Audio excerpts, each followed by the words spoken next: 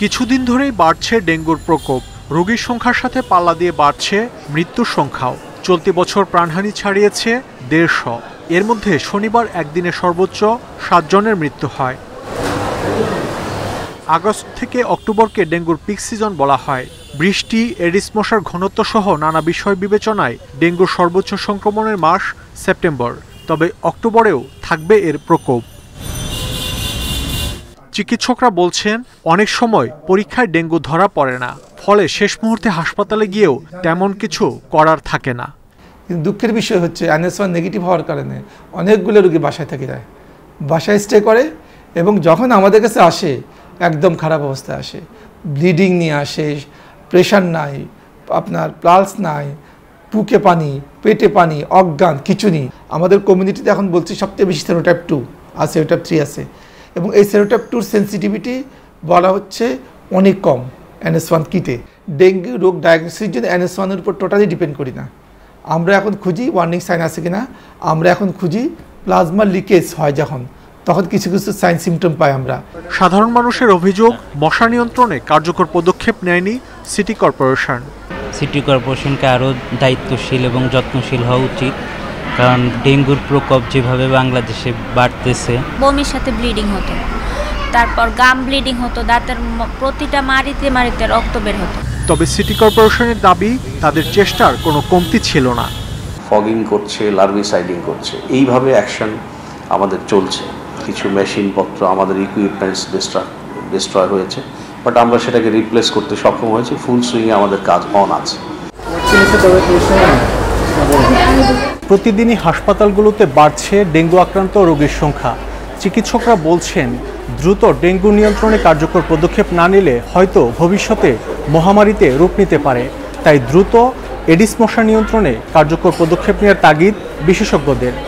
মাহমুদ শরীফ, independent news, Suhrawardy হাসপাতাল, ঢাকা। শারদীয় দুর্গোৎসব উপলক্ষে ব্যস্ত প্রতিমা শিল্পীরা। দেবী দুর্গা, তার 4 সন্তান লক্ষ্মী, সরস্বতী, কার্তিক, গণেশ সহ অন্য দেবদেবীর প্রতিমা গড়তে ব্যস্ততার এই চিত্র শহর থেকে গ্রামে। তবে এবারের আয়োজন সীমিত হওয়ায় টান পড়েছে প্রতিমা শিল্পীদের আয়ে। প্রতি বছর যে বাজেট থাকে সেই তুলনায় আপনার 12% কমে গেছে। 10টা করেছিলাম, এবার একটু কম করতে হচ্ছে, 6টা, এবার সম্ভবত 6টা করব। টাকার কথাবার্তা বলে কোনো মন্দিরের কাজ নিতে পারতেছি না, পেটে ব্যথা মতো কাজ চলছে আমাদের। 2023 সালে গোপালগঞ্জের 5 উপজেলায় 1250 দুর্গাপূজা হলেও এবার সেই সংখ্যা কত তা নিশ্চিত নয়। তবে আইনশৃঙ্খলা বাহিনীর পাশাপাশি নিজস্ব পাহারার ব্যবস্থা করছেন পূজা আয়োজকরা। এই বিরাট ধর্মীয় উৎসবে অবশ্যই আইনশৃঙ্খলা রক্ষায় সচেষ্ট থাকবেন এবং প্রত্যেকটা মন্দিরের নিরাপত্তায় তারা সচেষ্ট থাকবেন। এবং আমরাও স্থানীয়ভাবে প্রত্যেকটা মন্দির কমিটিকে অনুরোধ করেছি যে তারা যেন নিজস্ব পাহারার ব্যবস্থা রাখেন।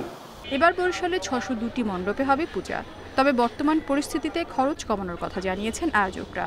বাজেটের প্রেক্ষাপটটা খুবই নগণ্য এবার, যেহেতু আমরা অনেক ডোনেশন বা ব্যবসা বাণিজ্য খারাপ থাকার কারণে আমরা ডোনেশনটা কম পাবো। তারপরও আমরা চেষ্টা করব পুজোটা যেন আরো ভালো করার জন্য। লক্ষ্মীপুর, রাজশাহী সহ বিভিন্ন জেলায় এরই মধ্যে প্রশাসনের সাথে একাধিক সভা করেছেন সনাতন ধর্মাবলম্বীরা। মিলেছে নিরাপত্তা নিশ্চিতের আশ্বাস। সতর্ক থাকতে হবে, কারণ এখানে বিভিন্ন ধরনের মিসকেন থাকতে পারে। কোনো কোনো জায়গায় আমরা টুকটাক পাচ্ছি যে কমিটি নিয়েও ছোটোখাটো আছে, বিরোধ আছে। তো সেগুলো আমরা দুই পক্ষের সাথে বসে আমরা এগুলো অ্যাড্রেস করার চেষ্টা করতেছি। 9 অক্টোবর ষষ্ঠী পূজার মধ্য দিয়ে শুরু শারদীয় দুর্গোৎসব। 13 অক্টোবর প্রতিমা বিসর্জনের মধ্য দিয়ে শেষ হবে পূজার আনুষ্ঠানিকতা। রেশমনন্দী, ইন্ডিপেন্ডেন্ট নিউজ। চেষ্টা করছে যে কিভাবে এটাকে সুন্দরভাবে অ্যারেঞ্জ করা যায় এবং যাতে করে আমি যে খেলতেও পারি এবং নিরাপদ ফিল করি। অ্যাট দি সেম টাইম যখন দেশের বাইরে আসার দরকার হবে এবং দেশের বাইরে বের হতেও যেন আমার কোনো সমস্যা না হয়, সেই ব্যাপারটা তার ডিসিশন নিতে হবে। এটা আসলে আমরা এটাতে তেমন পার্ট হতে পারবো না। আসলে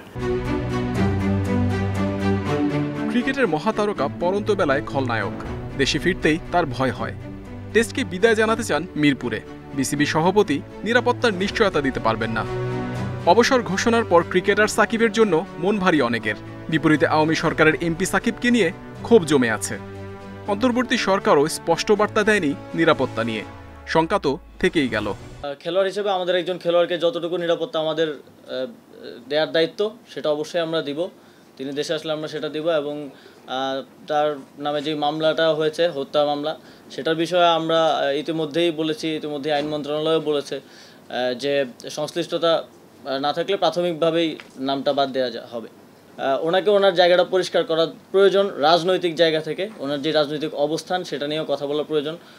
বাংলাদেশ ক্রিকেটে সাকিবের শূন্যতা অপূরণীয়। তার বিদায়টা সুখকর হলে নতুন সংস্কৃতিও দেখা যেত বিসিবিতে।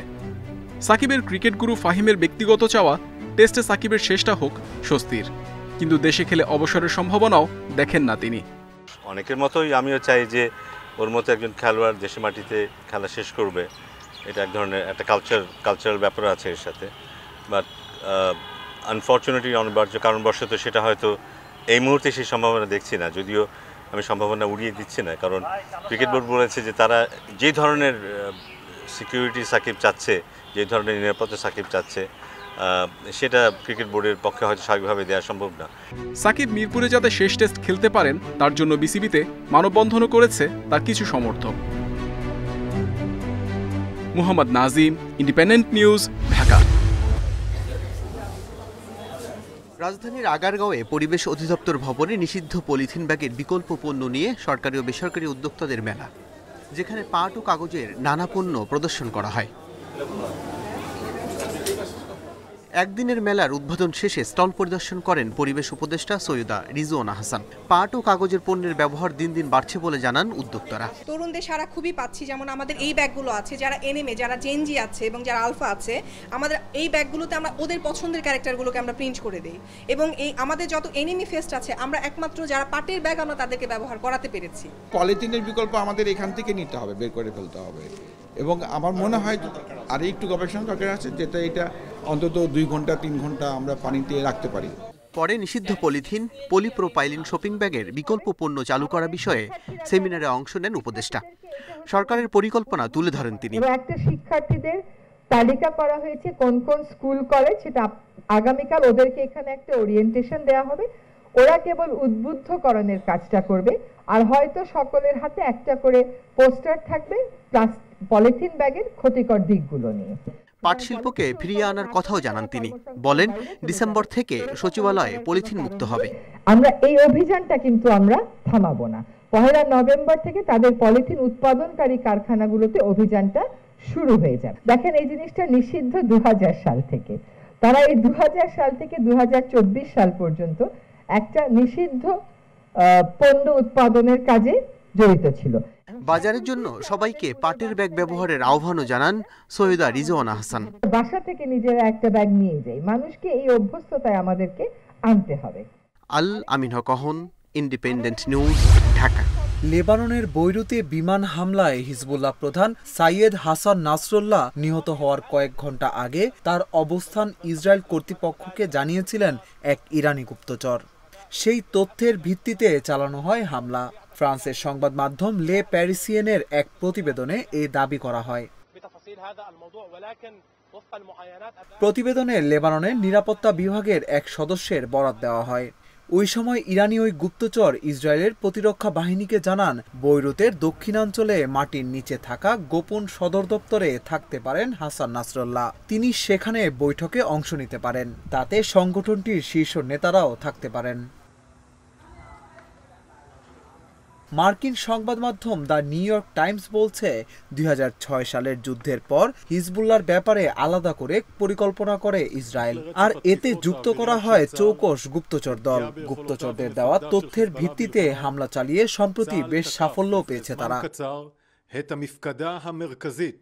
এই পরিকল্পনায় ফোনে আড়ি পাতার ব্যবস্থাও করে ইসরায়েলের গোয়েন্দারা। গত শুক্রবার রাতে লেবাননে ইসরায়েলের বিমান হামলায় হাসান নাসরুল্লাহ নিহত হন। 3 দশকের বেশি সময় ধরে তিনি হিজবুল্লাহর নেতৃত্বে ছিলেন।